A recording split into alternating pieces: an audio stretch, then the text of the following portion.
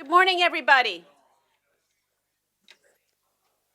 Folks, take a seat. There's still plenty of seats up in the middle here. Come on through and sit down. Thanks for coming out this morning, and welcome to the Economic Policy Institute. I am Thea Lee, president of EPI. We are delighted to co-host this event this morning with the Open Markets Institute, another organization that has done amazing work looking at monopoly and the role of monopoly and product markets, market power and product markets in the economy. And we feel like these two organizations coming together today to talk about the role of monopoly power in labor markets really brings together some great work on both sides of that market about the role of corporate concentration in the American economy. So for more than 30 years, EPI has been exposing the role of employer power and its impact on the living standards of working people and their families. And from its origins a couple of years ago, the Open Markets Institute has been on the leading edge of exposing the role of monopoly power in the American economy. And the research that we've been doing recently has revealed that these are really two sides of the same coin. And that is what this convening is all about. This morning, we're going to discuss market concentration, its effect on labor markets, and what the appropriate policy responses are. And we have a fantastic lineup today, beginning with a keynote and conversation with Commissioner Rohit Chopra from the Federal Trade Commission, and moving on to a panel discussion moderated by Lydia DePillis from CNN. But without further ado, I will introduce Sarah Miller, Deputy Director of OMI, to lead the conversation with Commissioner Chopra. And please give her a warm welcome.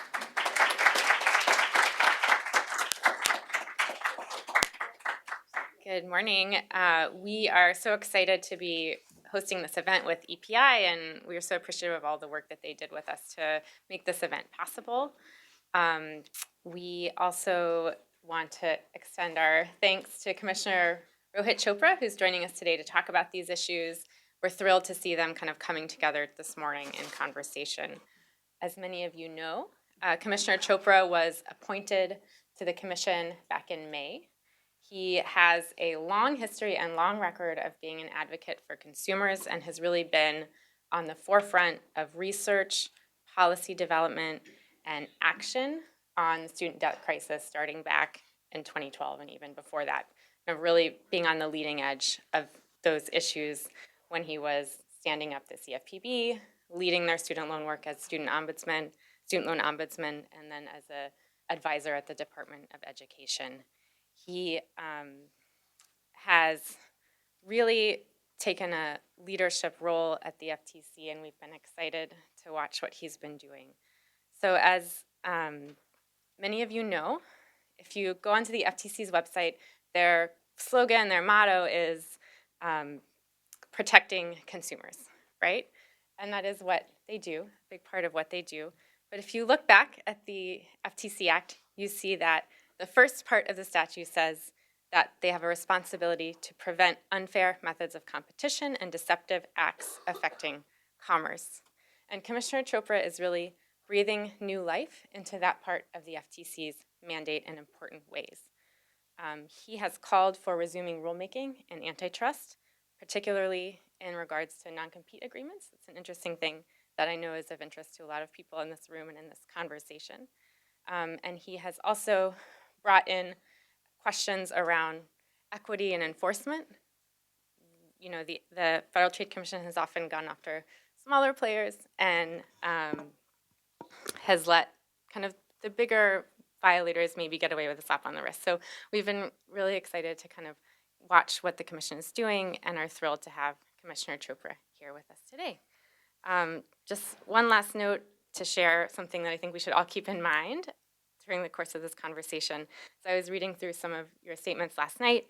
One point really jumped out at me, which is you wrote or said, safeguarding the competitive process is a prerequisite for prosperity.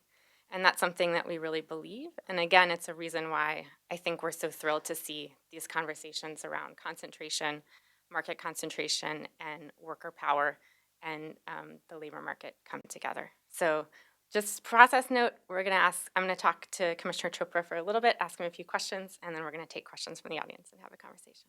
Sound good? All right.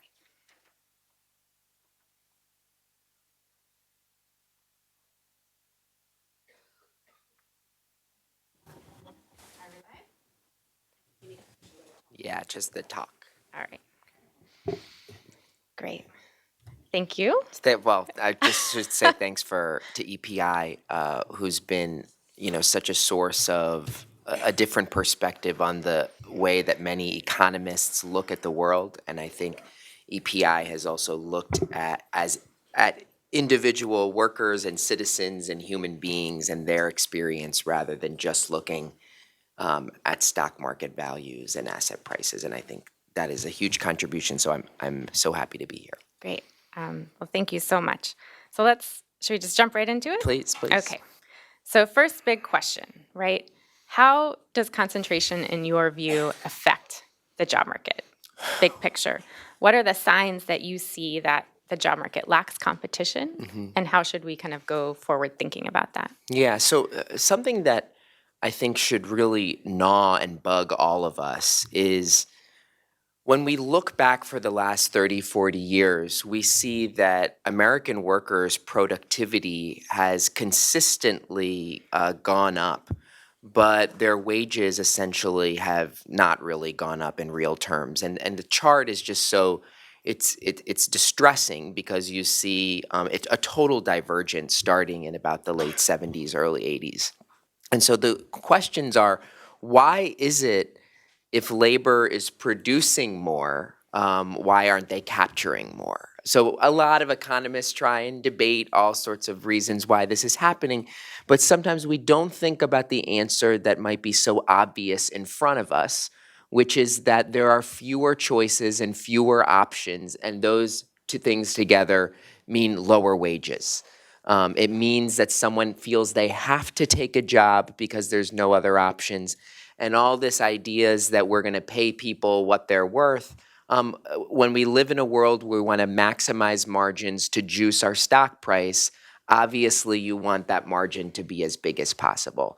So here's what we sometimes forget. We look at big picture averages, but if we look especially in our small towns and cities, our less densely populated areas, we see really pernicious effects of concentration. Of course, we don't know exact causation, but intuitively, the fewer opportunities there are in much of America not only means lower wages, but it means a lousier work experience. So it's not just about the paycheck, it's also about how people's job quality is. The more that they can be controlled or surveilled by their employers, people wouldn't choose that if they had more options. And I think concentration is likely a contributor to that. And I think we need to wake up more to better understand that link, because it's what we should be pushing for if we want an economy that works. That's great. So would you say that the Federal Trade Commission is too focused on consumer prices in its competition analysis? And how should job market effects factor into those decisions?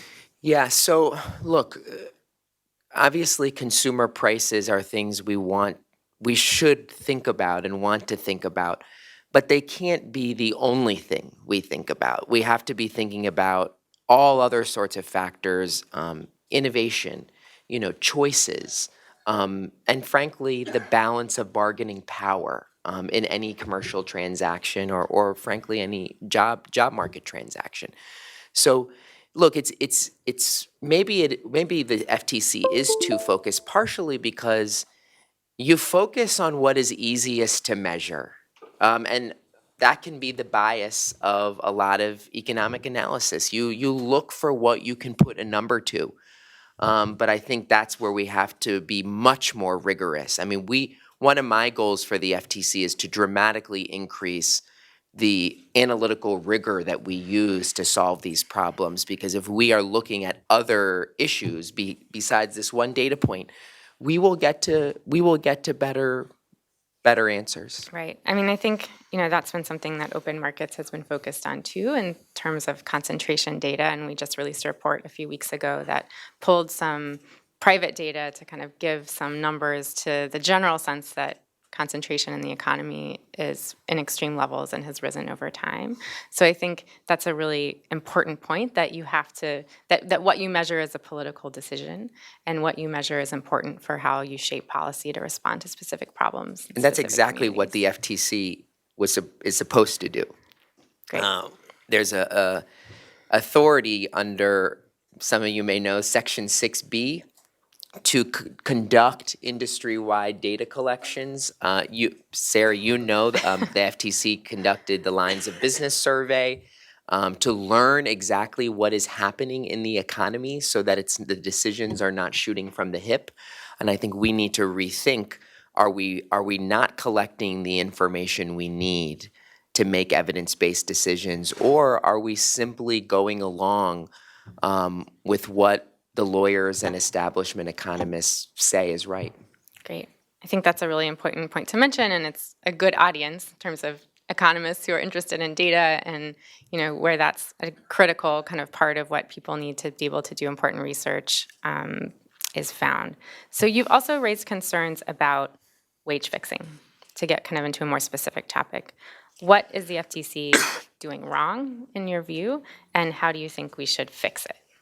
Well, let me just say that I think we underappreciate that the fewer market players there are, the more concentration there is, the easier it is to coordinate on prices and wages.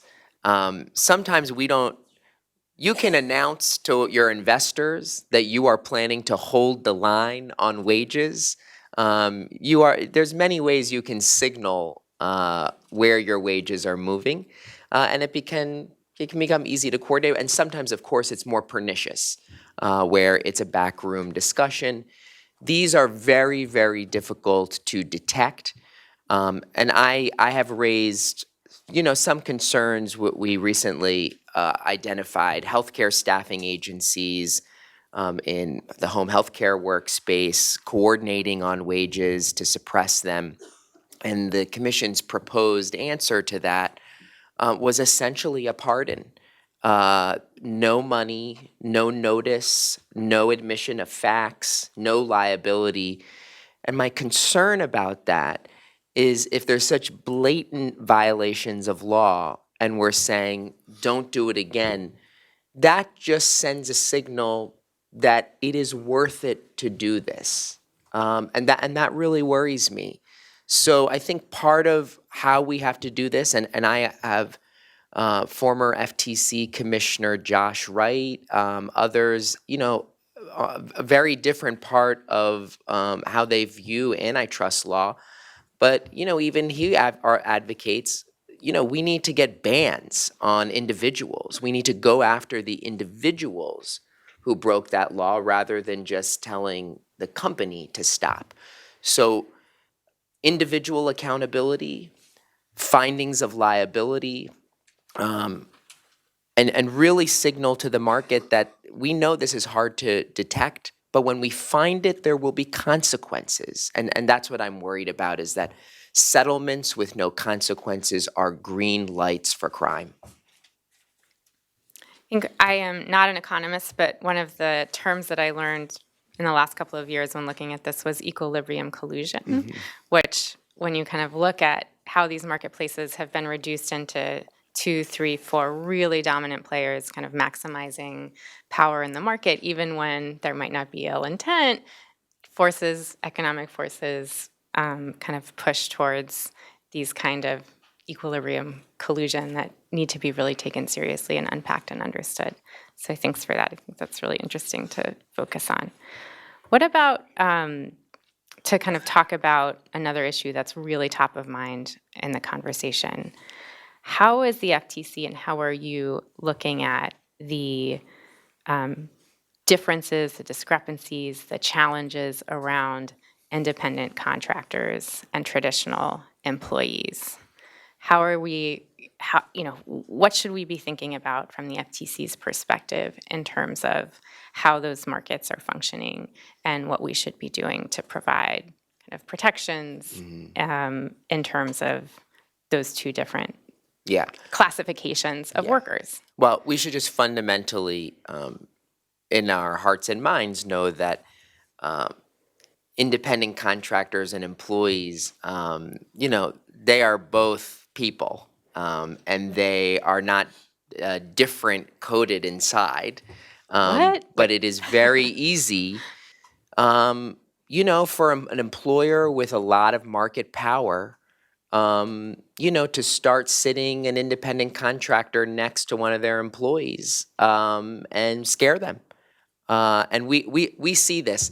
Look, our traditional employees, the whole history of the antitrust laws and commercial regulation was to make sure that we are policing the imbalance of power between big companies and people.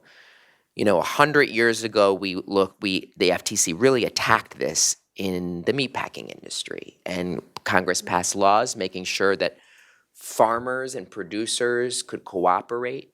Obviously, workers have the ability to unionize, but independent contractors, I think big employers know this. They're not allowed to cooperate the same way.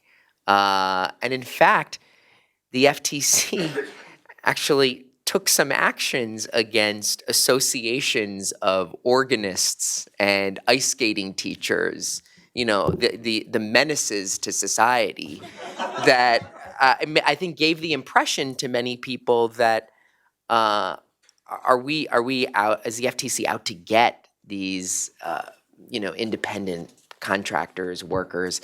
And I don't think that was the intent, but it is a reminder that the worker misclassification is a trend in our economy that we need to, I think, deploy a number of tools to fix, because I think some elements of this, can be pretty pernicious. And I think the bottom line there is when you have excessive market power, you can push your way around. And if there were more choices, people would choose stable work with benefits over being on their own. Another question. I have just a few more, and Yeah. then I want to let others ask questions if you will. We still have a little bit of your time. So this is an easy one. Should companies be allowed to take away workers' rights? Well, I mean, I think there's so no, and I think here's where Great. but here's where I think it gets really I hate hearing about someone at their first day on the job. They've quit their old job. They've accepted a new one, and they have to sign reams and reams of paper saying that they, can't join a competitor for a year afterward, that they can't disparage they can't tell the truth about their work experience. They're responsible for damages, not the employer. I mean, they agree to all these things, and I think, I get worried that some people think, well, it's a contract. They negotiated it. And look, we all know much of our commercial transactions and work, these are take it or leave it form contracts. And, a couple years ago in 2016, there was almost unanimity in the Congress. They banned some of these clauses in consumer form contracts. There's actually a law against saying you are prevented from giving truthful reviews about a consumer product. I think there's a good question. Why isn't that true why isn't these form contracts, are there all these ways to layer in? And look, the reason why it happens is because there's a lot of market power. Because people are not able to have that negotiation. And they sign things that, it's not about that they don't know what they're signing, it's that they just feel they have to sign whatever's put in front of them. So we wrote, as you mentioned, a paper that we contributed to the formal docket of the FTC hearings, asking questions about should we be using antitrust rulemaking, and how there are real limitations of doing case-by-case enforcement. Sometimes it can just tempt enforcers to strong-arm small guys. and let the big guys off the hook. But rulemaking can be much more transparent, much more participatory. And I think we raised the question that if private litigants aren't able to exercise their rights because they've signed away through forced arbitration, whatever it might be, should public enforcers and regulators start saying, well, there are all these anti-competitive practices, and maybe we need to think about doing it through participatory rulemaking rather than just one bite at the apple at the time. So we've raised that question. We've got a lot of feedback about it, and I think there's an intense amount of interest in how we can use those tools to help workers and increase job competition. Great. So I want to ask one more question, which is a personal favorite of mine.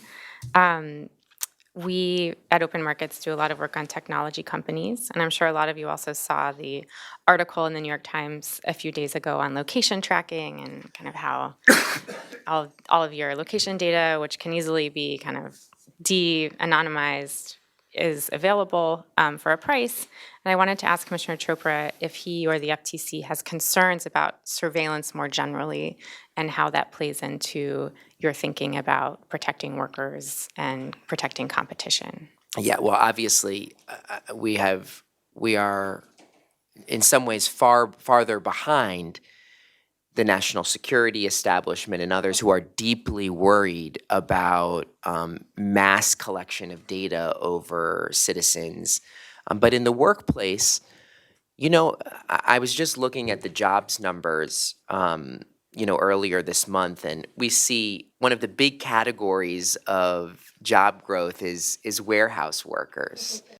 And warehouse workers, XPO, Amazon, whatever the logistics companies may be, we read about how many have to carry little devices that track all of their movements, and it, maybe feeds into an algorithm to determine if they should be fired. And I think the mass collection of data over people, whether it's with or without their consent, raises very significant, not just antitrust competition issues, but some civil and human rights issues too. So, I'm not sure how confident the public is that the Congress understands this issue. So we all need to do work to make sure that they really can clearly see how people's data can be used against them.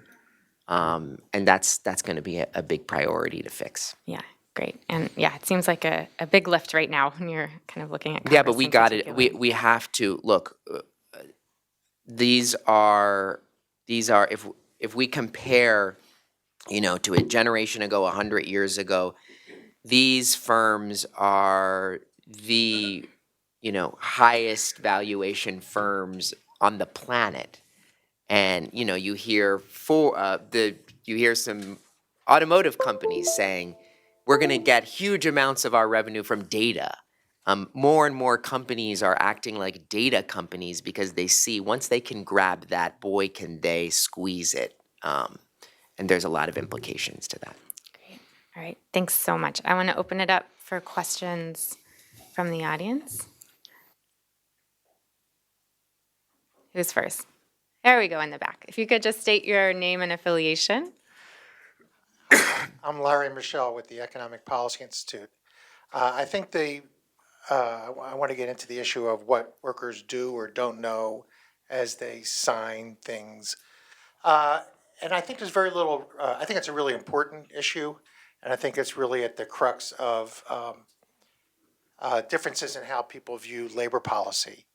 I think our view at EPI and our allies tend to view that workers are at a great disadvantage when they sit with an employer and trying to arrange a deal.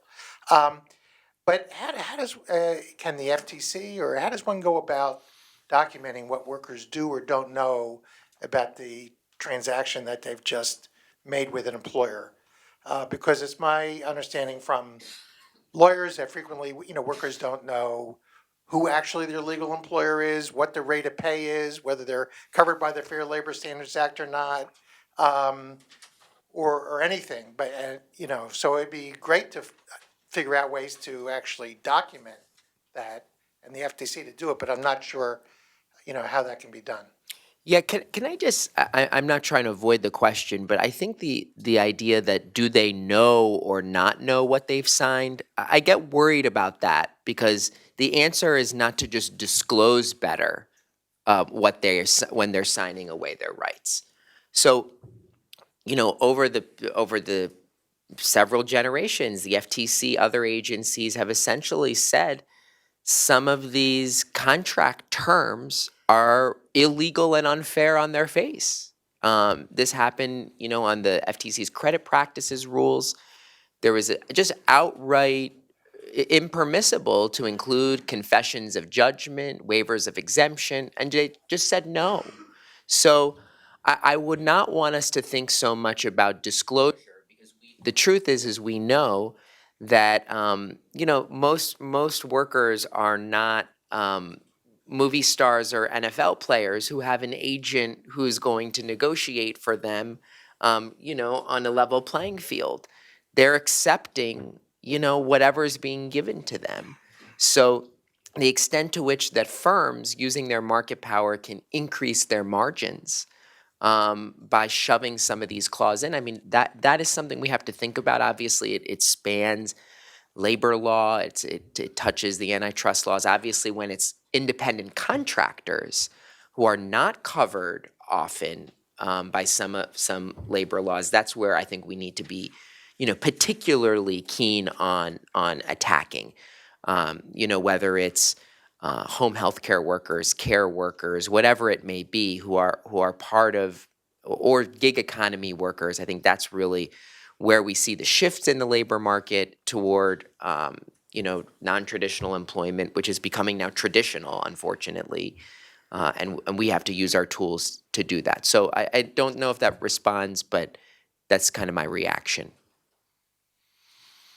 Who's next? There in the back.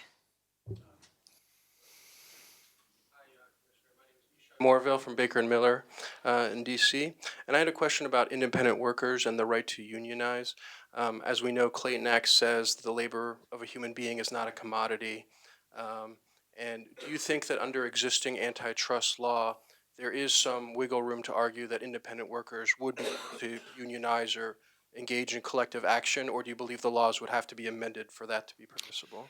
I don't know. I don't want to. The courts have had their interpretations of law. That's not something that maybe there'll be future jurisprudence on that. What I will say is, I don't think the antitrust laws were ever intended to stop cooperation between the least powerful economic actors in the economy.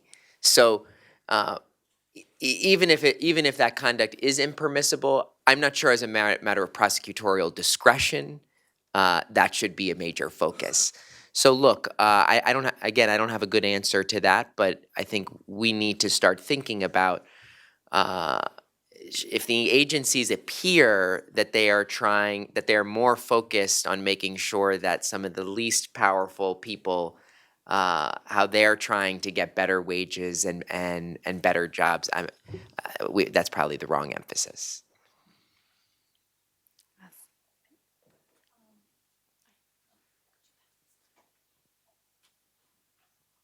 Hi, Alex Wiltz with Reorg M&A. So you're obviously one of 5 commissioners. I'm just wondering, a lot of the deal cases that have been going on were started on when there were only 2 commissioners, and so I was wondering how you kind of the process, how those are now approached now that you have a full commission, and how you work to reach consensus and things like that. Yeah. So I obviously wasn't there when there's 2. I was always there with a full complement.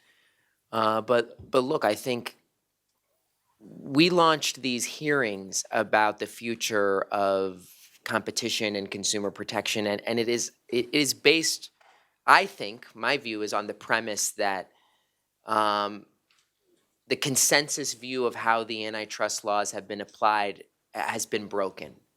That there's not agreement on the right way forward, and that I think many of us believe we've probably been too permissive.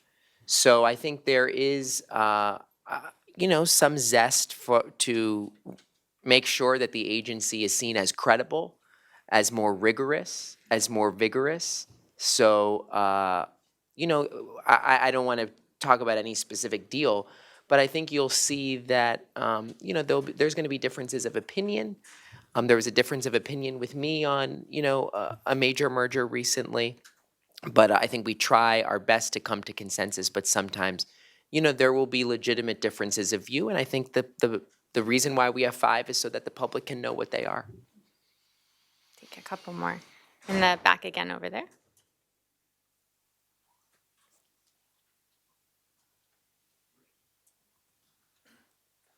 Yeah, you mentioned early on that something happened in the late 70s, early 80s, where productivity continued to go up, but it was kept stagnant. And you related that to the sort of small town phenomenon of lack of choice. And it seems like the history of American industry and labor up until around the late 70s was that if jobs closed down in one location, like shoe factories in New England, a lot of employees moved to where the jobs were. And at least my subjective kind of impression is that that happens less now. People tend to stay in small towns even when factories closed. And I wonder if you've done any studies on mobility and the willingness of people to move to where the jobs are. Yeah, so I can't. There are better people to recite them, but there obviously have been studies that show that even when you look at demographic factors, that mobility has decreased. That the dynamism of even business starts or workers moving from place to place has gone down. I got to tell you though, I don't know if the right answer, which some people suggest, is empty out the small towns and make them all move to high cost cities. So I think we have to think about other ways to attack this problem. And mobility is good, but I'll tell you, geographic mobility, we don't live in a country anymore where you can support your family on one job. People, it's 2 income earners for so many people, and that's why that makes it even tougher to pick up and move. We obviously saw this in the foreclosure crisis, where that was another factor that locked people in when they were so underwater on their homes. So I think there's a lot of factors, but I think, the new Congress, others, they're going to need to think about what do we do to make sure that people actually do have opportunities all over America. That I don't think any of us, New York and San Francisco are great places, but not everyone can move there. So figuring out how people how can there be greater competition for jobs and workers across the country. That might not be squarely in what the FTC does, but I think as we think about our priorities, I really want to see us, and I try and talk a lot to the attorneys general. I think the AGs are going to emerge as a very important force in antitrust. I think they're going to be looking about how deals are impacting things locally, and I think some of them are going to be much more interested in challenging based on those local effects, and we're going to need to create the data and the tools so that all of us can be doing that. I think we can take one more probably in the back. Good afternoon, or good morning. I'm Dennis Olson with the United Food and Commercial Workers International Union.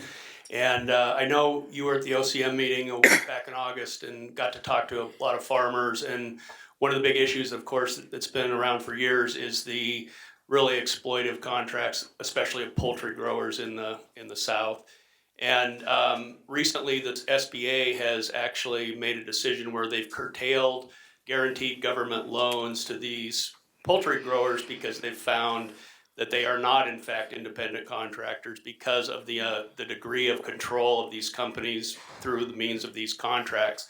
So I had and in the meantime, the Trump administration has withdrawn a modest rule that was passed during the Obama administration to redress some of those imbalances. So there's a vacuum there. And my question to you, is there an opening for the FTC to come into that issue and try to provide some help to those poultry growers? And of course, one of those questions I think that raises are, if they're not independent contractors, are they employees that should be able to unionize instead of being banned by the exemption Yeah. in the egg exemptions to the labor laws? Yeah, so, I've been pretty distressed about what we're seeing at the USDA. So the USDA enforces the antitrust laws in the agriculture sector.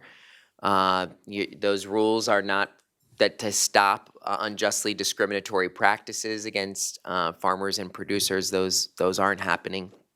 Obviously, the enforcement arm, it appears, as being folded into the agriculture marketing service. It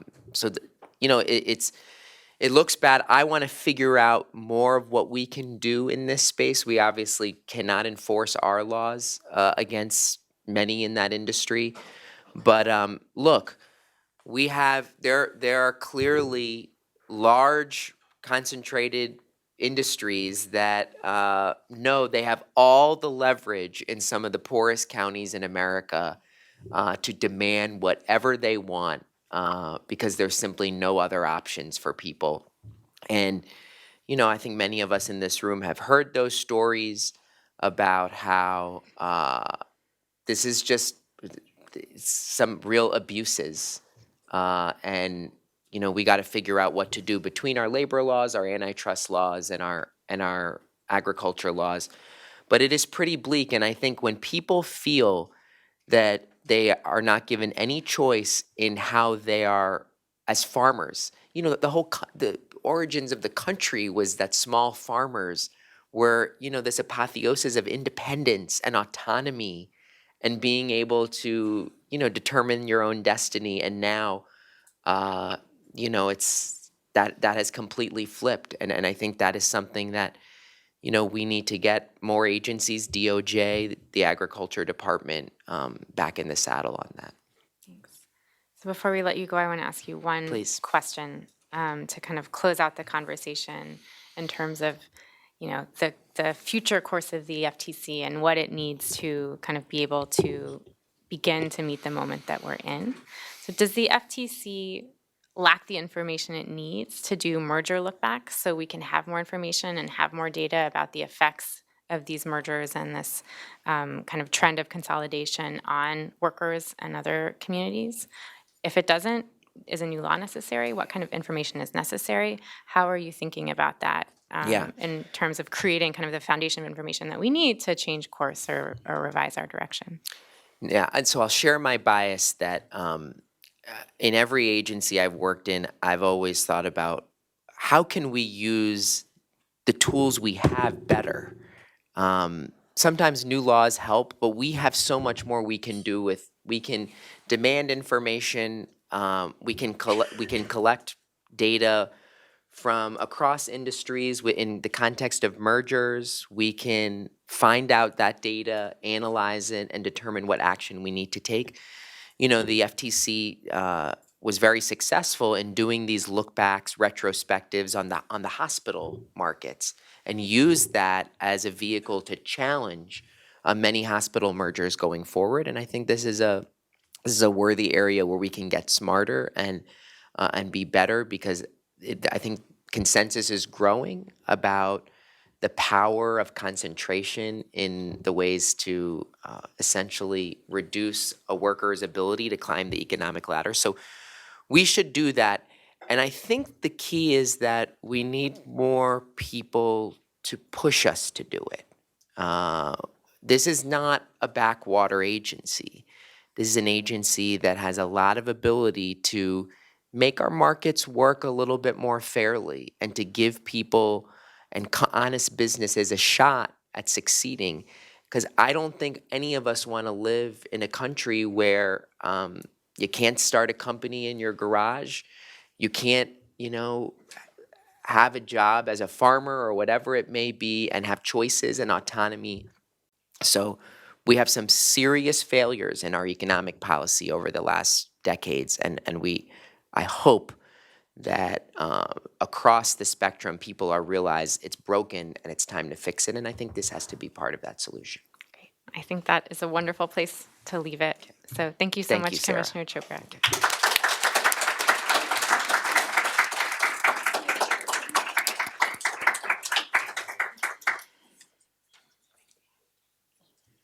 Right, we're gonna, I think, turn it over to our panel now. So I'm gonna welcome Lydia to the stage to introduce our panelists. She's a senior economics reporter at CNN. We are very grateful for her to take some time out of her busy day and have, I think, what's gonna be a very interesting and thought-provoking conversation with our esteemed panelists. So bear with us for just a moment while we set things up.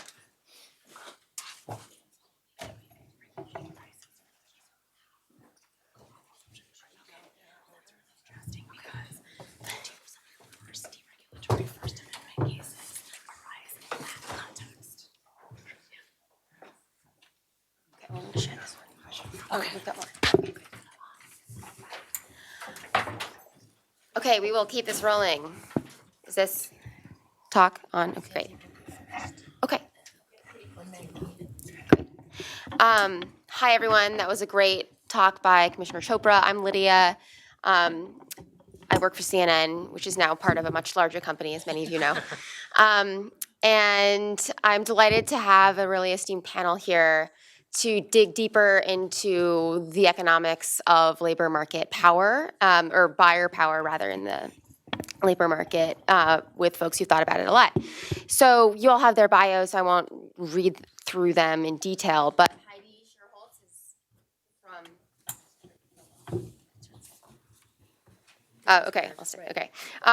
From the home team at EPI, we have Sandeep Vaheesan from Open Markets, who is, which is co-sponsoring this event. And then we have visiting Sanju Dapal, who's a law professor at Wayne State University.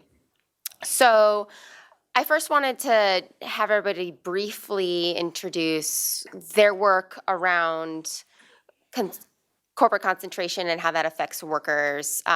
Everybody comes at it from slightly different angles. So we're going to do like a few minutes each, starting with Sandeep, right? Sure. Great.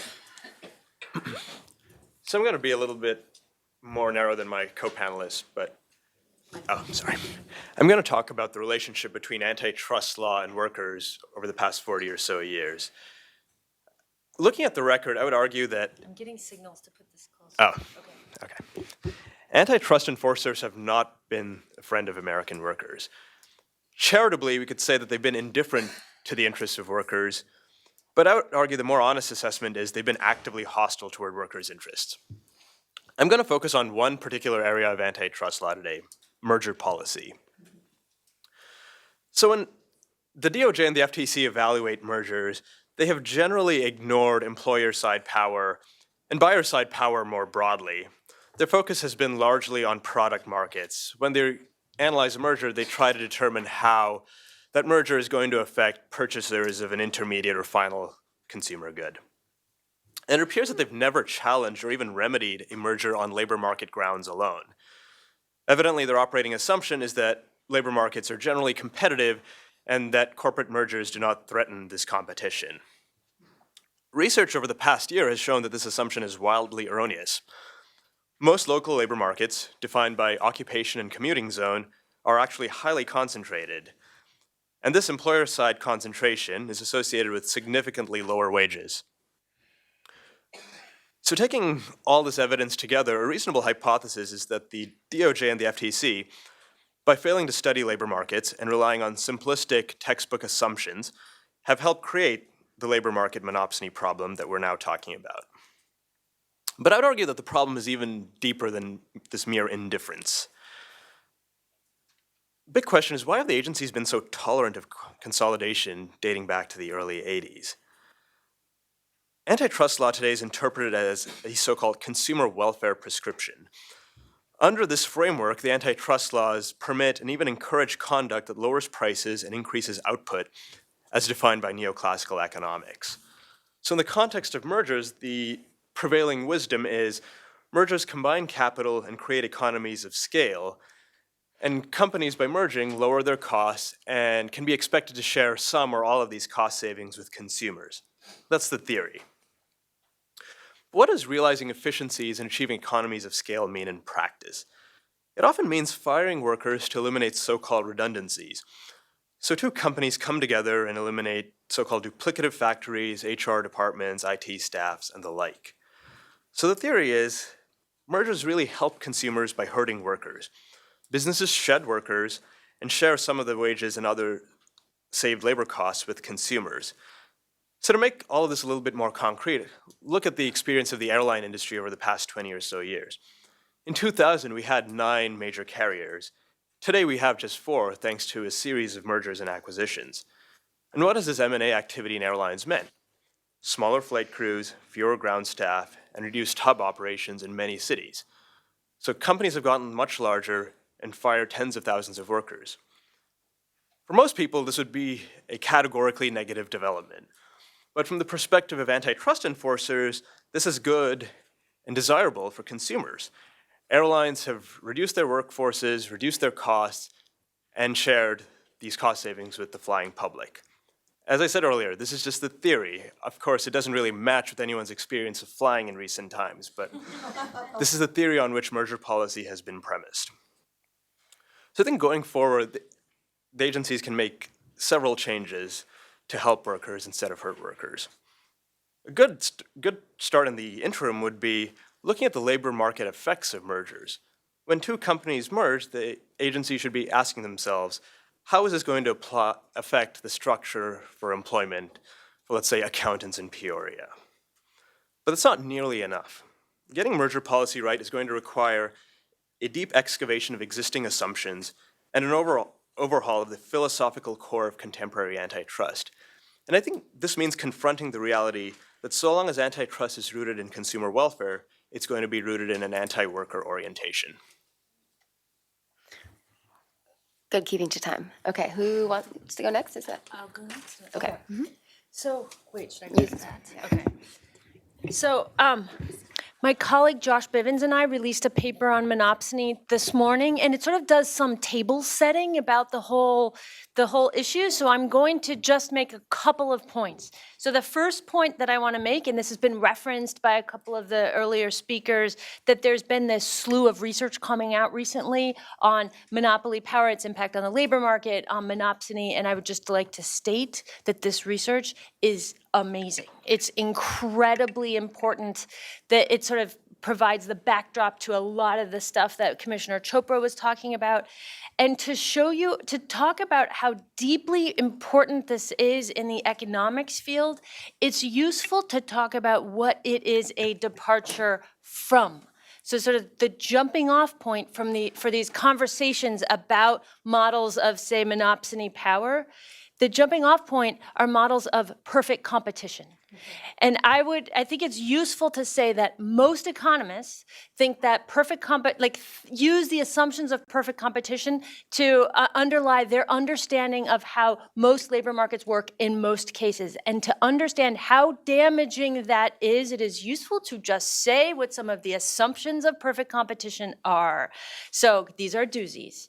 So they are, the assumption is that workers are paid their marginal product, which essentially means workers are paid the value of their worth to the firm, and employers have no power to pay workers any less than that, and then keep some of the fruits of workers' labor for themselves. So that's a key assumption, and then sort of knock-on assumptions from that is that if an employee is paid less than what they're worth to the firm, they can immediately quit their job and instantaneously find another job where they are paid what they are worth. And if the firm who sort of had the audacity to pay them less than what they are worth doesn't start paying their workers what they are worth, they will lose all their workers and go out of business. So those are the core assumptions of perfect competition, and to sort of defend my people, economists, I will say that I don't think any economist actually believes that those assumptions are literally true. But here's the damaging thing.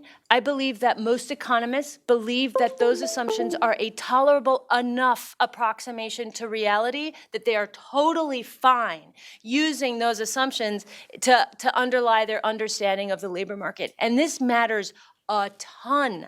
Like, I do a lot of work on labor standards. When you think about proposals to increase the minimum wage, you always hear this, oh, but economists say we increase the minimum wage, it's going to cause job loss. That is not like a law of physics.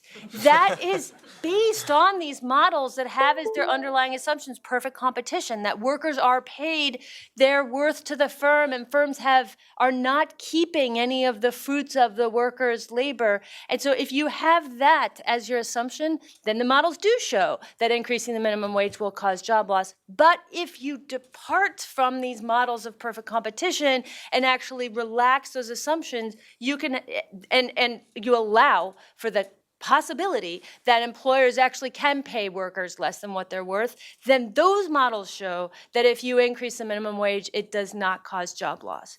So you can see why this like conversation that's going on in the economics field is so unbelievably important. It has these like knock-on effects for getting economists to start really grappling with models of imperfect competition. So that's my first point. Sorry, it was long. My first point is I'm super excited about this round of literature.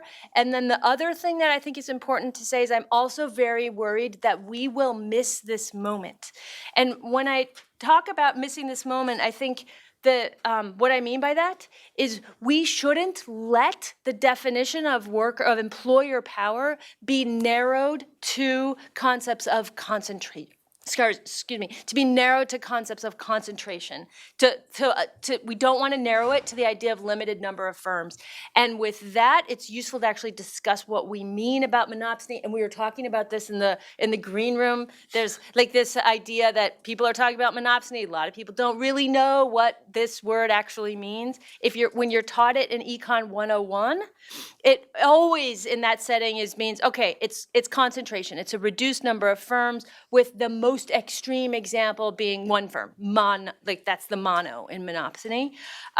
But I think we should all hereby commit to giving up that definition forever. It's not useful. It's actually dangerous. And I think a much more useful, intuitive way to think about the word monopsony, to think about what monopsony means, is think of it as any time an employer has power to set a worker's wages below their marginal product, think of it this way. Anytime a worker, where the employer was paying them below their marginal product, anytime that worker couldn't instantaneously find another job where they are paid what they're worth, that employer has monopsony power over them. That's a much more useful definition, and you can see how many of the things we've talked about today fit in. Concentration of firms, a small number of firms fits that, right? If there's a small number of firms, you're much less likely to quickly be able to find another job where you're paid what you're worth. Non-compete agreements, which often come up in this conversation, we should call them monopsony agreements, right? Because they literally limit your ability to take another job. Temporary guest worker visas that limit the guest worker's ability to take, that limit you to one employer. Again, they should just be called monopsony visas. So those are things that are very much kind of in the concentration-esque idea, but we should think much more broadly about this. So say you live in a neighborhood that doesn't have good transportation, then there may be lots of firms in your area, but you may only be able to easily get to a couple of firms. So those firms have monopsony power over you. Or if you have scheduling needs, like you have to deal with daycare responsibilities, and so you can only be at firms that can provide you the schedules that you need, then those firms have monopsony power over you. One thing that is, if you are lucky enough to have a really connected information network. so you know when good outside jobs come, and you have people who will vouch for you when those jobs do arise, the firm has much less monopsony power over you than someone who doesn't have those information networks. If you are a woman or a person of color, and we know because of pervasive discrimination in the labor market, you are on average less likely to be able to quickly find another job where you're paid what you are worth, your firm has more monopsony power over you than they would a white person or a man, et cetera, et cetera, et cetera. Like the examples are endless, and it just shows that perfect competition is absolutely and sort of never was an appropriate model for huge swaths of the labor market. And instead, employer power is a sort of ever-present backdrop. So that's if we allow this conversation of employer power to be narrowed to concentration, we lose that understanding of just how pervasive it is. And the second thing is this is about how we may lose this moment. It is because in this amazing new literature that's coming out, talking about concentration, many economic commentators have seized on it to say, okay, we know that there's been huge increases in inequality over the last 4 decades. Maybe that can be explained by rises in inequality. And I will say, having looked at this literature, I actually don't think that that is true. I do not think that increases in concentration can actually explain a large part of the rise in inequality over the last 4 decades. So if other commentators come to that same conclusion and they say, well, we tried these models of imperfect competition, but they didn't actually explain this big thing we were trying to explain, rising inequality over the last 4 decades, so perfect competition it is. Like, that's the nightmare scenario that we all want to avoid. So my second point here, sorry I've taken so long, is to say that we all, when we think about the word monopsony, should not just think about concentration, but should instead think about it really broadly in all of the ways that employers can pay workers less than their marginal value or less than what they are worth to the firm and keep some of the fruits of those labors for themselves. Okay, now that we have redefined monopsony, which is great because that means that anytime I say it, they do a double take and wonder what I'm talking about. Sanjuta, please. So segueing then from this idea of employer power and thinking about just kind of reframing to think about some of the sources of that power in the law, which doesn't just fail to redress. I think we have to shift our frame around antitrust law a little bit, that it doesn't just fail to redress existing imbalances of power, it creates them. And Sandeep spoke to that a little bit, and I want to talk about it a little bit more.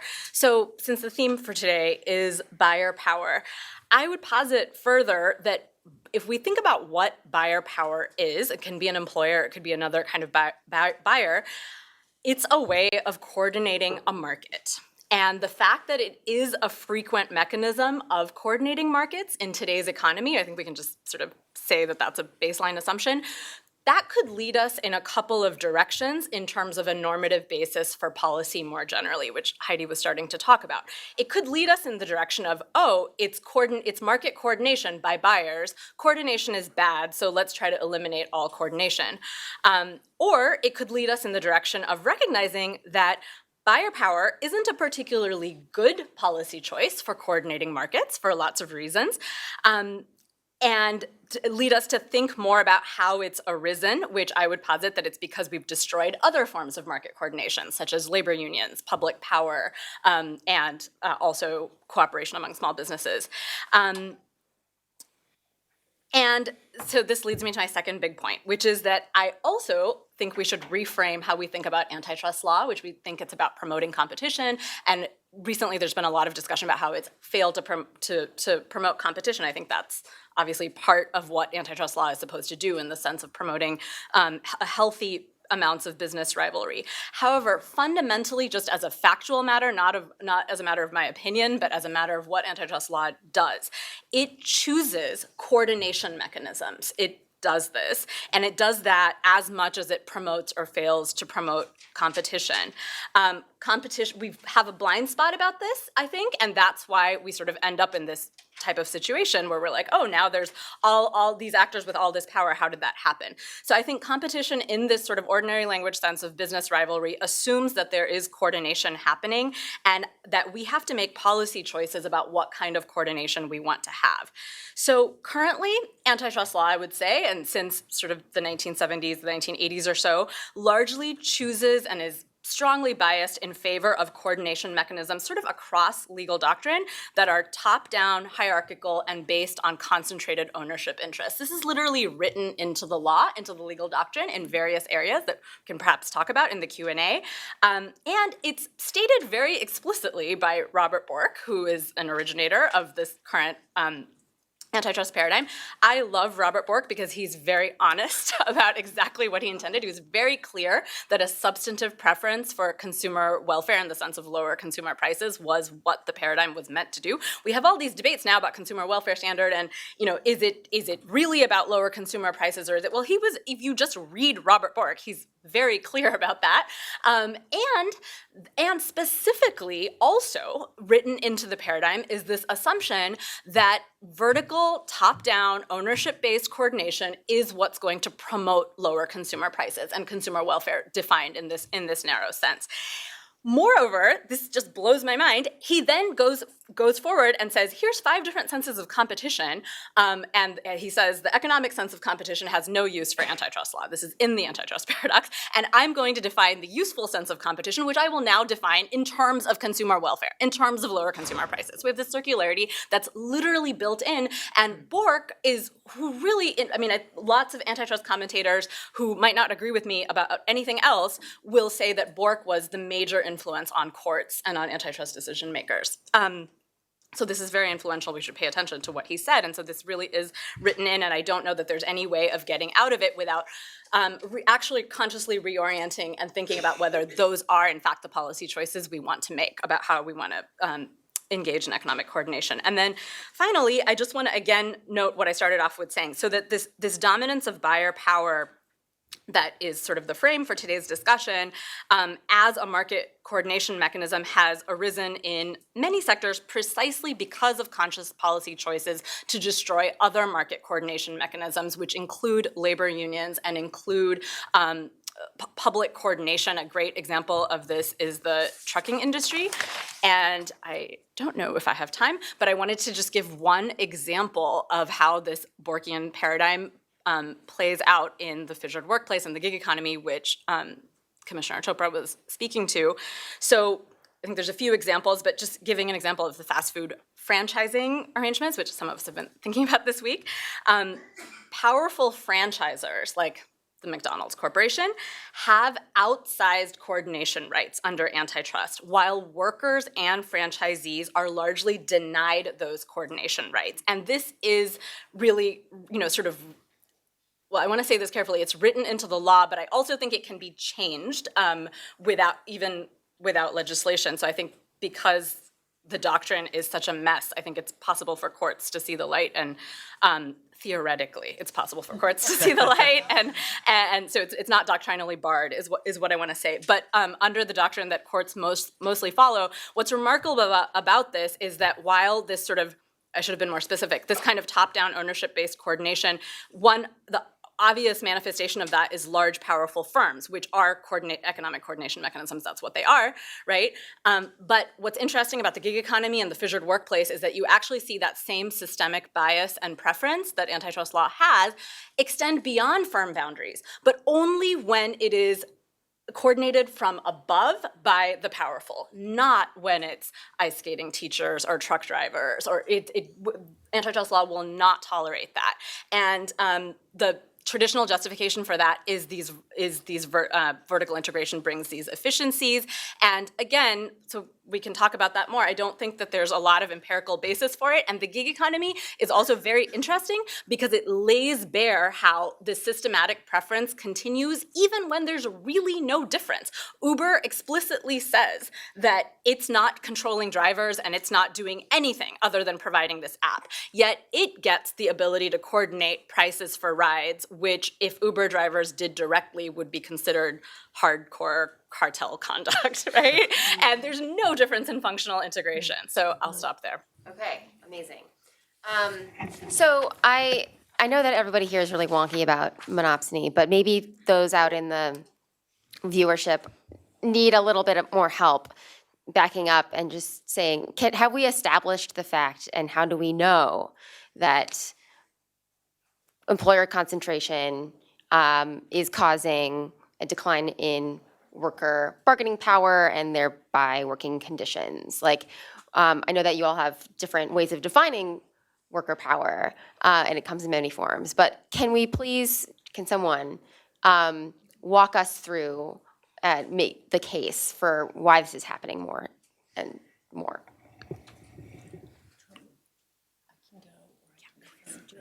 Okay, I'll give it, it's one, I think there's lots of ways to do this. And I'm gonna try one.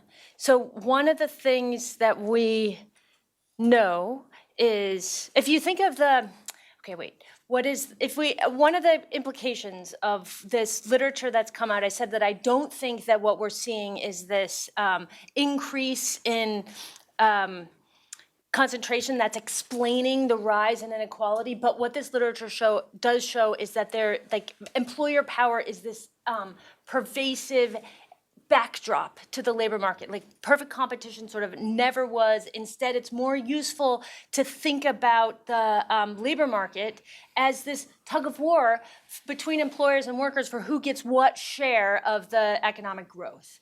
And one of the things that we have seen over the last 4 decades is this collapse of things that provide. We know employer power is inherent. I talked about a million examples. We've seen this collapse of the things that provided workers with countervailing power. Things like unions, things like strong labor standards, et cetera, et cetera, et cetera. So the relative power between employers and workers has shifted dramatically, which has led to the rising rising inequality, the pay productivity gap that Commissioner Chopra was talking about, et cetera, et cetera. So that's the backdrop to what, now I'm gonna actually answer your question. One of the things that if these models of perfect competition were true, we would have seen in this era, the last 4 decades, where you did see the collapse of things that perfect competition says will hamper growth. So perfect competition says strong labor standards will hamper growth. It says that unions will hamper growth. As in the 4 decades where those things have eroded, we should have seen a big decline. We should have seen a big unleashing of growth, right? Like as those things decline, we should have seen productivity go through the roof if those things really had been hampering the economy. But instead, in the last 4 decades, as we have seen the erosion of these things that perfect competition says will hamper growth, growth has actually been even lower than it was in the earlier period where we saw much stronger unions, much stronger labor standards. And that finding is totally consistent with models of market power. When you have a case where employers are able to set wages below workers' marginal product, then when things like unions, things like minimum wage increase those wages, it can actually spur growth by boosting efficiencies in the labor market. So the fact that, just to summarize, the fact that in the earlier period when we had stronger unions and stronger labor standards, for example, and we saw much stronger growth, and in the later period when we saw much weaker unions, much weaker labor standards, and we saw also much weaker growth, that is consistent with models of monopsony, models of serious employer power in the labor market, not with models of perfect competition. Okay, so it seems like Heidi is trying to define monopsony away from purely a consequence of concentration, and that it's more about relative power and ways in which companies can exert power over workers in whatever form. Like, Sandeep, do you agree with that? I agree. I think the increase in employer-side concentration is part of the changing dynamic within labor markets. Employers have become more powerful, thanks in part to concentration, but also thanks to changes in law that allowed them to impose arbitration clauses, non-compete clauses, and these other one-sided terms of employment that Commissioner Chopra talked about. But it's part of a larger change, and I think at least as important, probably more important, has been the erosion and really the destruction of the ability of workers and other small players in the economy to band together and build power. So much like what Heidi said, I think this latest research on monopsony and employer-side concentration should be a starting point to think more broadly about power and reorient the conversation away from things like, well, wages have stagnated because of globalization or technology. Monopsony shows us that actually power is the key driver here, but monopsony is just one aspect of that power, and we should certainly resist any attempts to shoehorn everything into this neoclassical understanding of monopsony and recognize that power exists in many forms and facets in the labor market. Did you want to say anything? I'm going to leave it to the economists to define their concept. But I definitely agree that the concept of economic power should be much broader than concentration or than a deviation from perfect competition. And I think also, I think there are a lot of policy reasons, including worker power to address corporate concentration, which I do think is absolutely a factor in undermining worker power and working people's power.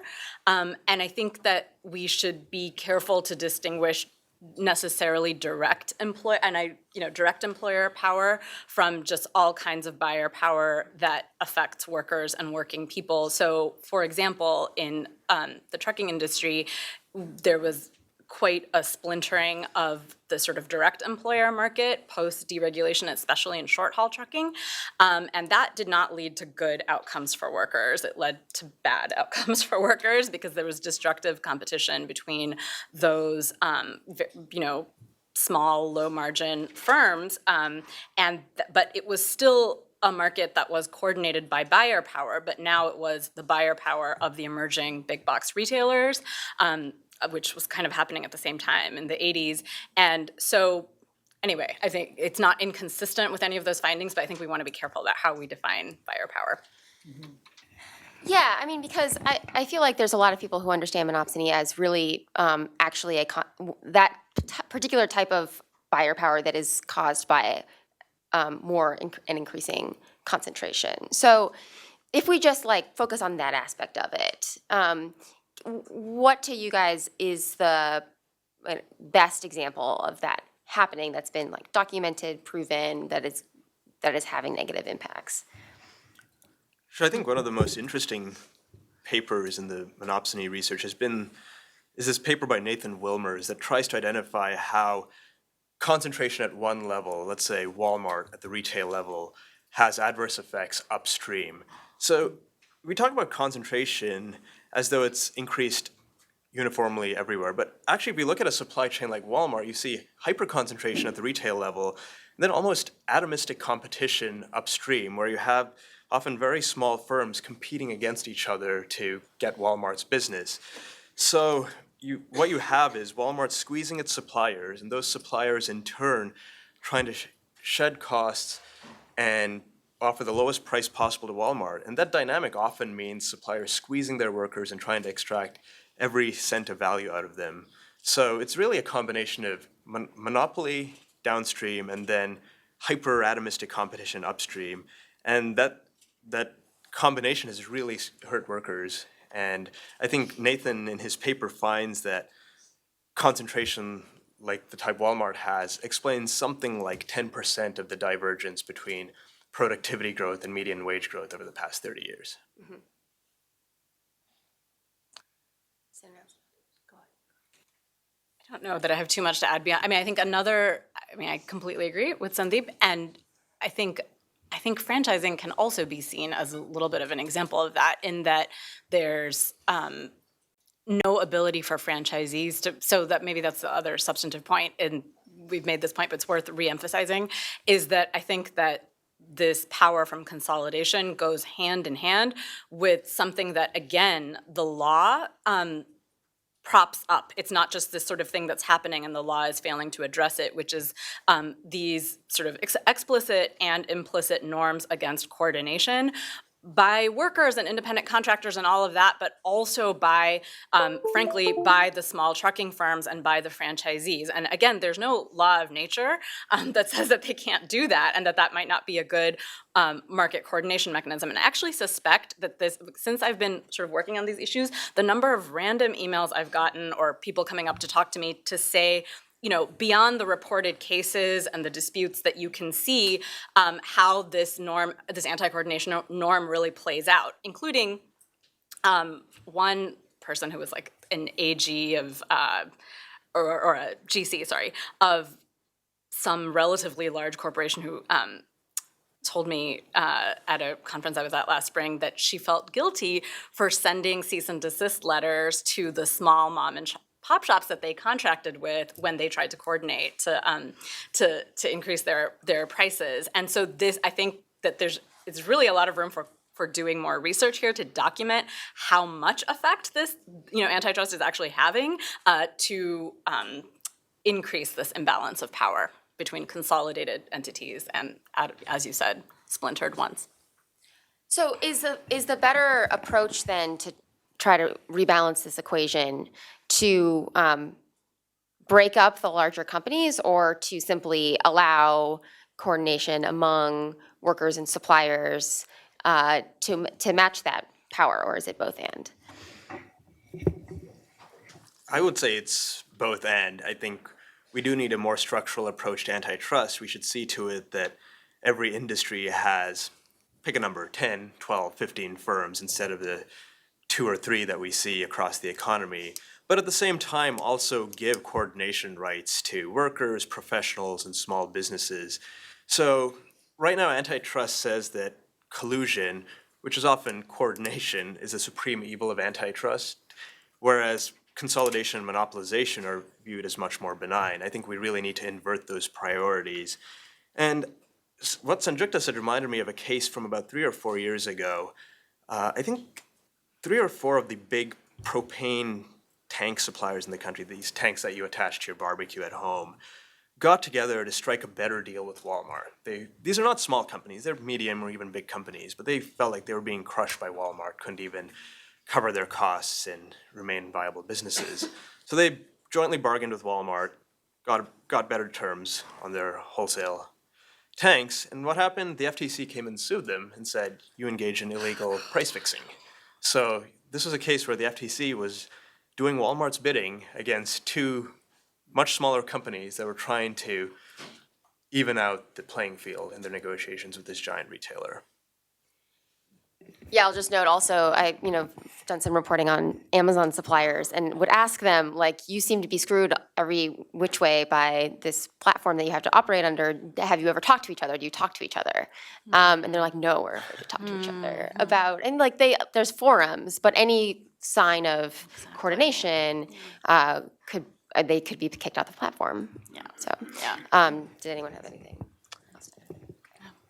I also was hoping someone could explain a little bit the ways in which corporate consolidation manifests that is not simply one giant firm, because I think there are the relationships between firms and other more subtle forms of consolidation coordination that are not obvious but operational. So I think I can be responsive to that. So I think a couple of the gig economy scenarios that I mentioned fit that. And so I think it's really worth appreciating, the extent to which franchisors are able to control franchisees. I mean, it's really remarkable.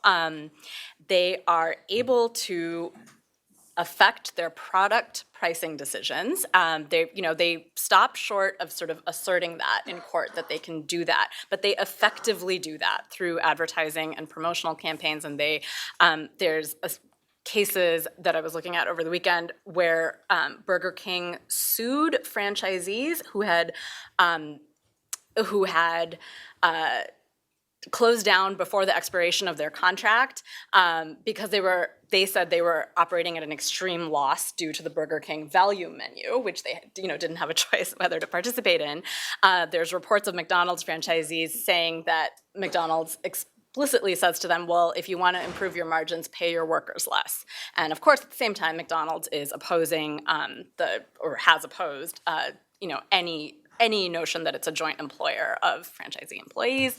And so but to get back to your question, the thing to note about that is that this is really a large, powerful firm controlling pricing, like sort of the key thing for antitrust beyond its formal firm boundaries. So what's really crazy is that since sort of 1984 or so, antitrust has kind of expanded this, something I call the firm exemption, but expanded it for coordination that happens in kind of corporate boardrooms, expanded it beyond formal firm boundaries, so that when the coordination is top-down and hierarchical in nature and it's controlled by kind of a powerful actor at the top, it's permitted. And this is what franchisors are doing. Meanwhile, franchisees are not permitted to coordinate, right? And so this creates these bad outcomes, but it's also sort of illogical as a matter of legal doctrine.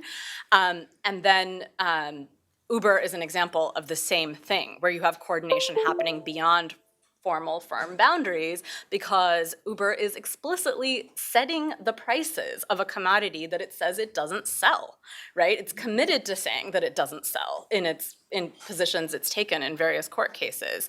And that, unlike the franchisor situation, has drawn an antitrust lawsuit. It's not going to see the light of day because of the mandatory arbitration clause in the consumer contracts.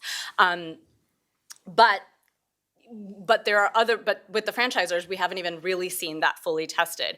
I would actually also say, this is going a little beyond your question, but independent contractor firms generally also raise this discrepancy because, so for example, just again, because it's simple to use the trucking example, those firms went over to the independent contractor model very quickly after deregulation. It happened very, very quickly because the competition between firms just accelerated very quickly.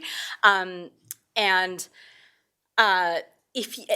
again, these firms claim as a labor and employment matter that they, don't direct drivers and don't do much sort of top-down direction at all. Yet they actually get to set price. I mean, this sounds kind of radical and crazy to question this, but they get to set prices for trucking services in a way that if they employ 20 truck drivers, right, they get to set the prices in that market for what those 20 drivers, the services that they do. Not employ, but just use the services. Exactly. The independent contractor drivers, exactly. Those same independent contractor drivers got together and had like a bargaining agent to bargain with the customers. That would be a cartel. Even if they incorporated, it would still be illegal. They could be prosecuted criminally for that, That's insane. It's just really, really crazy and topsy-turvy. And again, I think the gig economy really sort of heightens these contradictions, but it's already existent when we have, an economy that's sort of largely being coordinated through monopoly and oligopoly, really. I mean, I would say that tacitly, even though we say competition, tacitly there's a recognition that coordination is necessary, and our default mode is that that's how coordination happens. So there's been a couple of local attempts to try to give coordination power back to independent contractors. I'm thinking of that socialist crazy land of Seattle, where they said that the Teamsters could organize the Uber drivers. That's tied up in court. Do those local efforts have potential in the absence of federal laws changing? Or will there need to be some reinvigorated enforcement of joint employer to make this happen? Not to keep talking, but so yes, I think a couple of things. I think that that lawsuit really got bound up in the extent to which the state of Washington was sort of actively, it's one of the elements of the state action exemption from federal antitrust, was actively supervising the bargaining or had clearly authorized the Seattle ordinance that she's talking about, which I'm realizing, does everyone know what she's talking about? The Seattle ordinance authorized collective bargaining rights for rideshare drivers in general. And then the Chamber of Commerce promptly sued the city of Seattle, and Uber was clearly involved in that lawsuit, and there's just contradictory positions in that lawsuit versus their defense of their own, the lawsuit that Uber drew from consumers for price fixing. But yes, so I think that if the state of Washington or California were to pass an independent contractor bargaining law, I think it would have a very good chance under the state action exemption. I think as a policy matter, a lot of federal antitrust folks want to contract the state action exemption, and they think it's bad. So there's that happening. But there's that. But the second point that I actually do want to make, and I was thinking to myself, I should say this when the commissioner was talking, that I think that there's actually nothing to, again, in theory, if courts were to see the light, but there is nothing to stop courts from actually recognizing and permitting not only coordination among independent contractors, but also beyond that, I think. There's, in fact, antitrust lawyers across the board acknowledge that the Section 1 of the Sherman Act is inscrutable. So when statutes are inscrutable, we're supposed to look at what the legislative history said. The legislative history is extremely clear that coordination between workers, farmers, small business was not what was being targeted, and frankly, they didn't really contemplate a per se rule against price fixing at all, if you read the legislative record. And that didn't become solidified until probably the 1940s. So it was always supposed to be about prosecutorial discretion and what's actually harmful to the economy. So and one final point is that it's interesting because this sort of expansion of vertical hierarchical coordination beyond firm boundaries, which sort of really took a step forward in this case, Copperweld in 1984, relied upon a Section 1 case called Appalachian Coals from the 1930s that did permit this type of coordination between sort of horizontally situated small sellers. And so that precedent is, and which in a really weird way, so I won't, in an illogical way, but that precedent is there and has been relied upon fairly recently. Courts could draw on that today. Awesome. I could ask questions all day, but that would be selfish. So who in the audience would like to ask a question of our panel? Ma'am. So I'm Eileen Applebaum at the Center. Oh, yes, mics, and if you have an affiliation in your name, that would be great. So I'm Eileen Applebaum at the Center for Economic and Policy Research. And I really don't understand why Heidi begins with an acceptance of the concept of marginal product and defines monopsony power of employers as deviations of wages below this as examples of monopsony. So the franchisees that you have described who pay their workers less than their marginal product, so to speak, all have monopsony power when, as you've just pointed out, they're completely powerless. So I think that that's a problem. It makes the definition much too wide. And I will say one little thing. The very first article I ever wrote was about the fact that that Keynes kept the concept of marginal product. And that, I think, is what ultimately undermined Keynesian economics and led to the whole micro foundations of Keynesian economics, which undermined the model that he had. Because once you accept marginal product, then you have to ask what are the micro foundations. Keynes was really what he needed to be talking about was power relations, and we can see that no workers are paid their marginal product in any unionized shop where the employer has market power and can collect rents. Workers are paid more than other similar workers who don't have a union. They're not being paid their marginal product.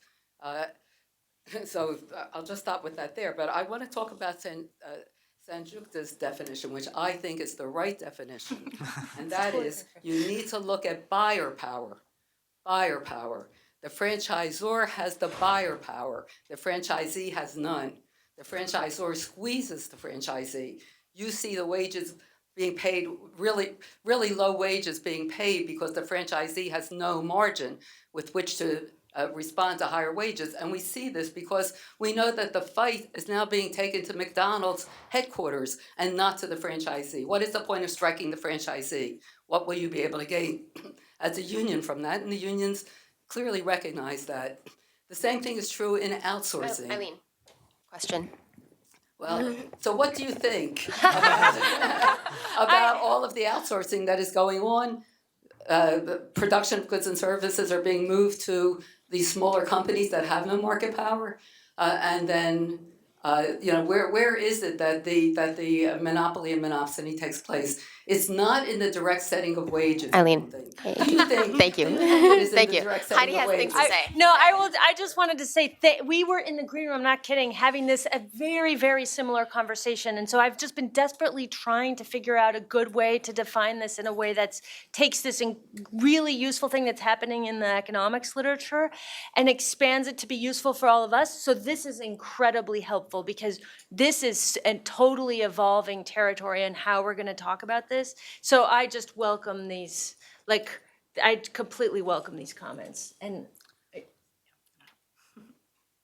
yes, because doing it on there's some benefit to having a conversation that happens on the terms of people who you can maybe get them to let go of perfect competition, but then it introduces this whole other host of problems which you just brought up. So it's super tricky, and this is incredibly useful conversation. So thank you. The answer is yes. All right, I'm looking out for another question. Sir, mic's on its way.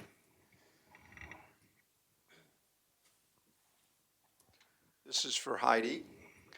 So post-World War II, the median pre-tax profit margin of publicly traded companies is about 9%. So if the things that you referenced this morning in terms of laborers being paid below their real value, their real contribution, margins should be up, and they are. They've been running at about 12%. But post-war, it kind of goes up and down. So you can see the margin, and again, these are publicly traded companies, but I assume it's representative of private companies as well.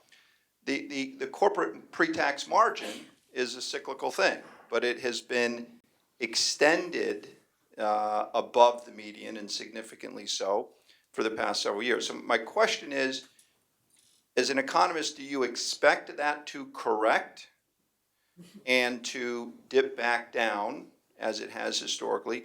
Or because of the things you've talked about this morning, do you expect it to stay elevated for an extended period of time? So I think, I don't know if this is going to answer your question, but there is this, one of the things we talked about in our paper is how to diagnose whether the increase in inequality that we are seeing is actually the result of an increase in concentration, or do we have to make sure we're talking about all of these things more broadly because we don't want to narrow it?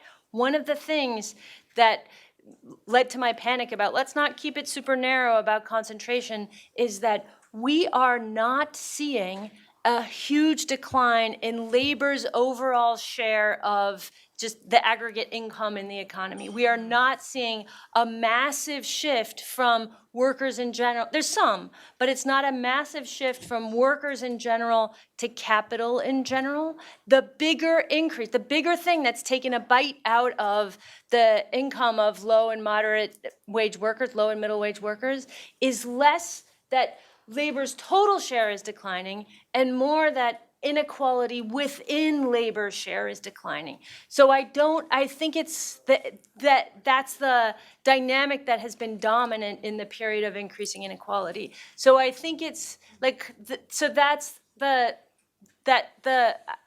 don't know what we'll see going forward. We are seeing now, particularly in the last few years, a bigger shift away from labor's total share of income. I don't know if we'll see some of that flip back, but I do think that the at least what we've seen, the dominant thing is the increase in inequality within, which points to that if concentration were driving everything, we should definitely have seen a big decline in labor share of income, and since that's not the driving factor, it points towards other things. So I know you only want questions and not discussions, but there are answers to them.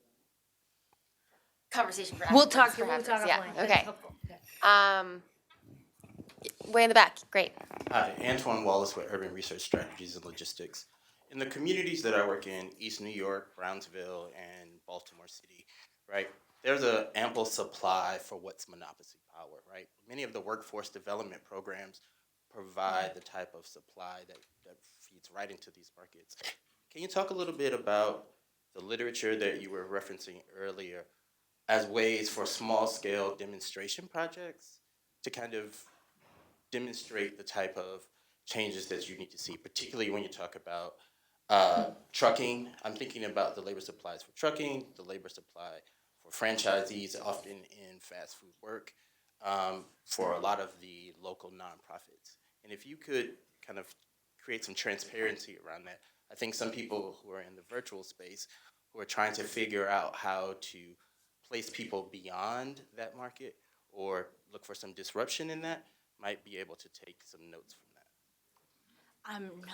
I'm not sure if I could ask a question. So do you mean why there's a constant supply of new workers to those industries? I don't have an answer to that question because I'm a lawyer. There's constantly a supply of those workers who are women, people of color, who are often going into this type of work where they are have unequal worker power in the face of buyer power. What are some of the ways that you would point people who are working in that space to disrupt that market? So that points to the whole host of things. If you think of you look at the collapse of things that had provided workers with countervailing power, you want to think about you want to point towards things that could build that back up. So fighting for things like stronger labor standards in their enforcement, policies that will boost unionization. I would go there as a place to provide workers the countervailing power to help create some balance in the labor market versus what we know is this inherent employer power. Yeah, I mean, I would agree is that it's the restoration of coordination rights to those workers through labor unions and through other cooperation mechanisms, potentially, like, so for example, in trucking, among the direct employers. I think that would be very beneficial. I did want to just, this isn't really a solution or what you asked, but I did want to just highlight, I think you made a really important point, that some of these sectors that we're talking about, it is highly racialized, and in trucking, it's less in terms of gender. But it's interesting that after deregulation and this transition that happened in trucking, at least in Los Angeles, where I was most involved in this, it went from sort of a white middle-class man profession to largely Latino, still male, and Central American refugees for the most part through the 80s, and that did provide a constant new supply of workers because of the political turmoil that was happening in Central America and the refugees coming to Los Angeles. That's not really a solution. On the solution, I would agree with what Heidi said, but I think it's a very important point to highlight. So that question actually reminds me of a really appalling thing the FTC did about 10 years ago. So we've talked about how the antitrust agencies are very hostile to what we think of as solidarity, and they justify this on the basis of protecting competition. About 10 years ago, the governor of Ohio issued an executive order that would grant collective bargaining rights to home health aides. These are workers doing essential work, providing care for the elderly and others who are gravely ill. This is a workforce that's disproportionately female, people of color. And what did the FTC choose to do? It chose to write a letter to the governor of Ohio saying that we have policy objections to your executive order and believe that you're facilitating horizontal price fixing, which is a per se violation of the antitrust law. So you're seeing a really twisted application of antitrust. It's been neutered against the very powerful and been deployed against some of the most powerless segments of society. So as engaged citizens, we should be demanding that the FTC cease doing things like that. Can I do a very quick follow-up to that? So, and also with these examples, we haven't made an explicit distinction, but we should. That there's sort of bad case law and mainly bad case law because the statute's fine. But then there's also these really policy positions and positions on contested areas of law that various antitrust actors, including the FTC, take, right? And they take it based on kind of this ideology, which again, I think originates in Robert Bork primarily, most recently, and clear statement of it. So I think it's important to differentiate those because I think there's this way in which antitrust actors and decision makers go way beyond what the law would require and sort of stake out a position that's, in this direction where actually the law is a mess.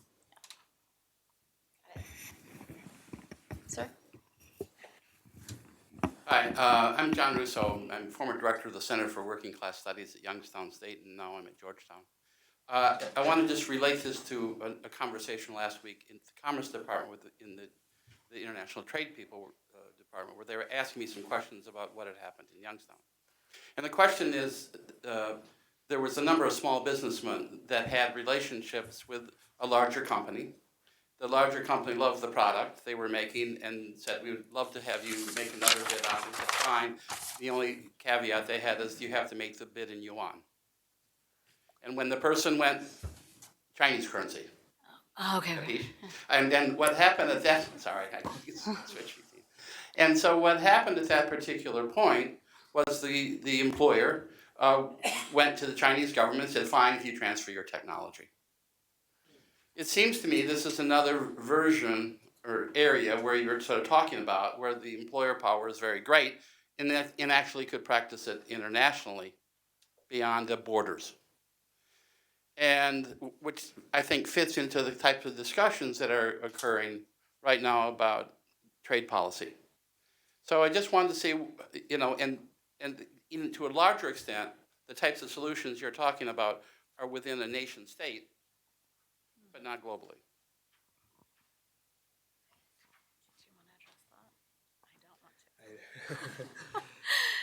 None of us have a good answer.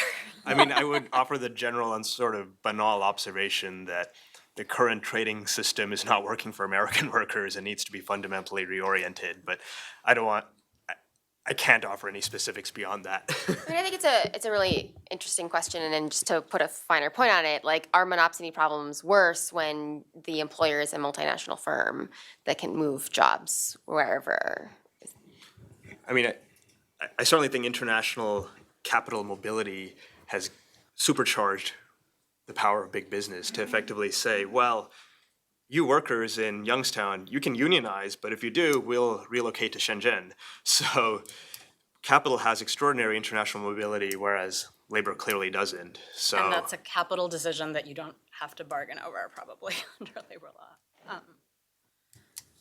Yeah, and it sounds like it's also a factor in supplier firms, where if they are asked or forced to give away their IP, then that weakens the nation as a whole. Okay, next question. Seeing none for the moment, I'll let you think for a sec, because we do have a good 13 more minutes. We didn't talk a lot about merger policy, because we sort of were in the process of expanding this definition of monopsony. And I was just wondering, Sandeep, you opened by saying that merger policy has been a big problem, and that effects on workers have never been a criterion for blocking one. Like, how would you even do that? How would you even prospectively prove that this was going to be a problem for workers if one firm were allowed to establish dominance? sure. So today, all large corporate mergers in the United States have to follow something called the Hart-Scott-Rodino notification process. So they have to submit this fairly elaborate record showing what the two companies do, the markets that they participate in, and identify any product markets where they overlap. Unfortunately, they're not asked about labor market effects. So a very modest positive step for the agencies would just be to add a question in the Hart-Scott-Rodino filing saying, what labor markets do you participate in, and identify any labor markets where you compete head-to-head. So that would offer the agencies a window into the labor market effects of mergers. And let's say they find that a particular merger is going to create, a single employer in a rural town. That would allow them to take action to address that problem, either by requiring some remedy or just blocking the merger outright. So the big problem with merger policy right now is the agencies are just not asking enough questions, and they're omitting one important side of market dynamics. And this is something that they could do through rulemaking. They don't need to go to Congress to ask for any new authority. They have the power, and hopefully this is something they'll start doing going forward. Great.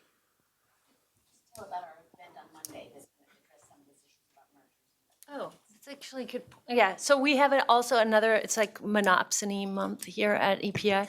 We have another event on Monday that will talk, it talks about the labor market impacts of the proposed T-Mobile and Sprint merger. And so it'll get into tons of these issues, and it is at 12:30 on Monday here.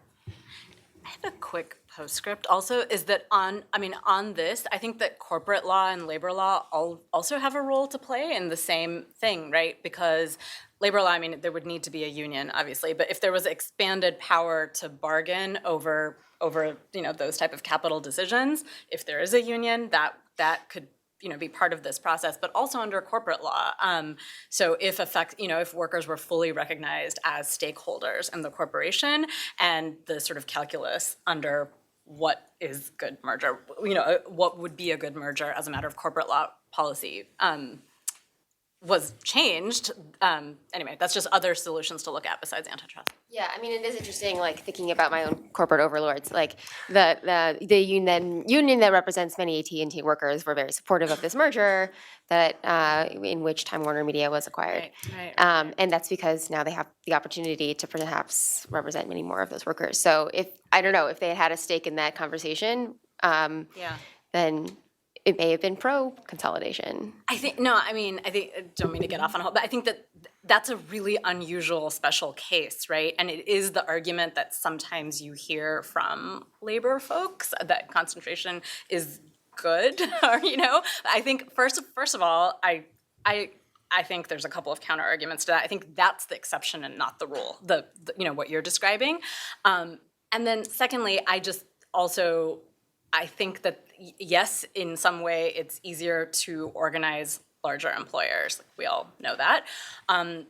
But I think that you get to a certain level of power, and like Amazon, and it's, I think, much more, the idea, like, yes, if you could get them, then you've gotten them, but like, how do you get them when they have that much power? So I personally am skeptical of that idea. And also, we should think creatively about labor law solutions. So if we had sort of this kind of small business coordination, and if we really looked at expanding multi-employer bargaining, then I think it's not necessarily, then that becomes less of an argument on the labor side. Since we're on the topic of law, I'll also offer a brief postscript on, I think, another area of law that's often overlooked in all of these debates, and Sanjukta and Commissioner Chopra alluded to it briefly, and that's contract law. About 40 years ago, in the 60s and the 70s, courts recognized that the consumer relationship, the employment relationship, is defined by radical inequality. So courts need to place bounds on what can be done through contract. We had doctrines like unconscionability and unfairness that prevented the stronger player from overreaching. But over the past 30 to 40 years, we've seen a radical rethinking of contract law and a reimportation of a lot of problematic assumptions about how contracts are the product of free bargaining and negotiation. And as a result, the courts have said, well, if it's in a contract, we're going to enforce it. And what they've effectively said is the more powerful party in any transaction can engage in effectively private regulation through contract. So I think contract is an area that goes under the radar, but is often a way in which powerful employers or powerful sellers exercise power over us. And if we're going to address corporate power writ large, I think we need a fundamental rethinking of contract law. Yeah, you could call it, do you have an agent representing you standard of contract law, right? Sorry, sir. My name is Luis Quintero. I'm a professor at Johns Hopkins University.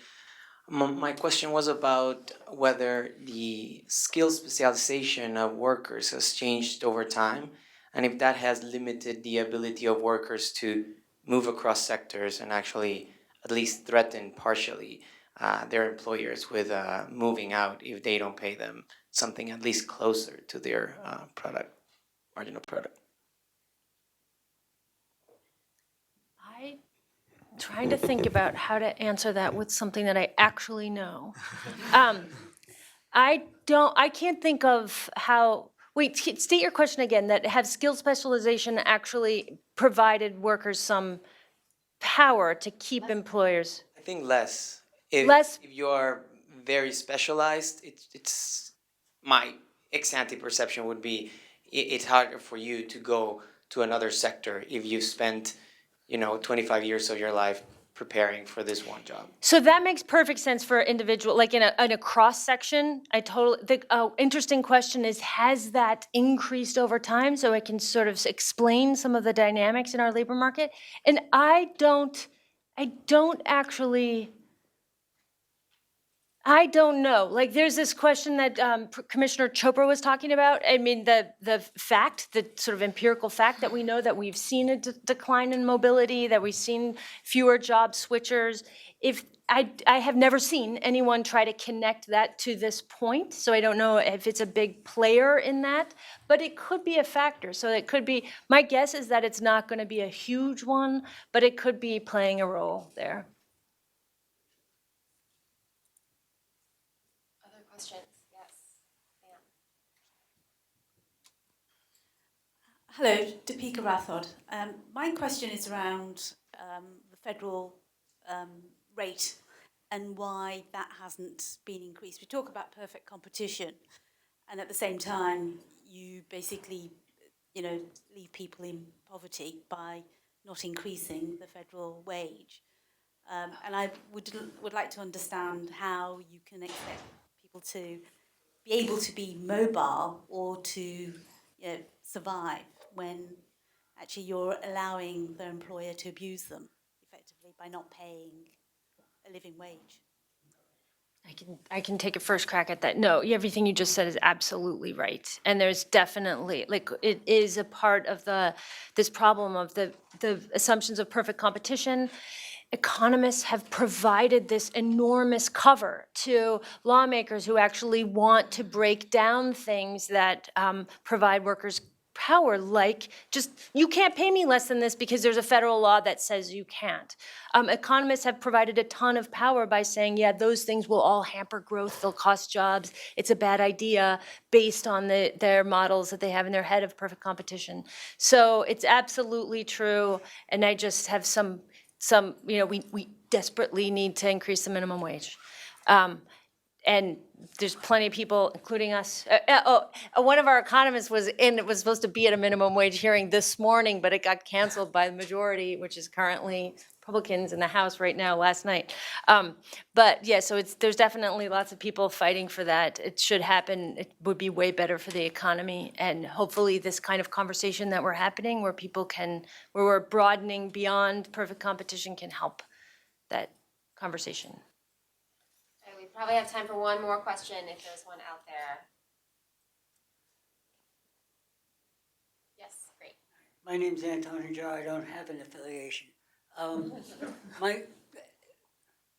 you believe that if we had single-payer health care in the United States as they have in other countries, that would open up opportunities for mobility? And is there a way to measure that against other economies where they have single-payer health insurance? So it would absolutely increase mobility, and I don't know of any measures that will, it's just, people get, the job lock problem is real. People get tied to, if they're getting their health insurance from their employer, it makes it that much harder to move to another employer.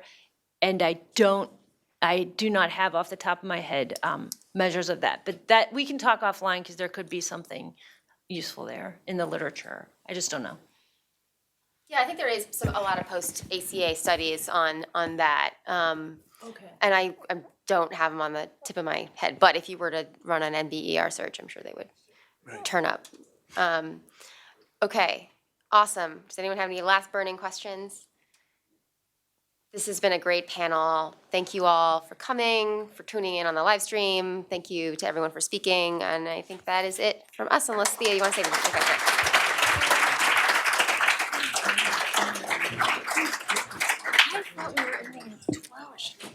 No, I don't. Oh yeah, that would have been not enough. Maybe an hour and a half was very comfortable. Right.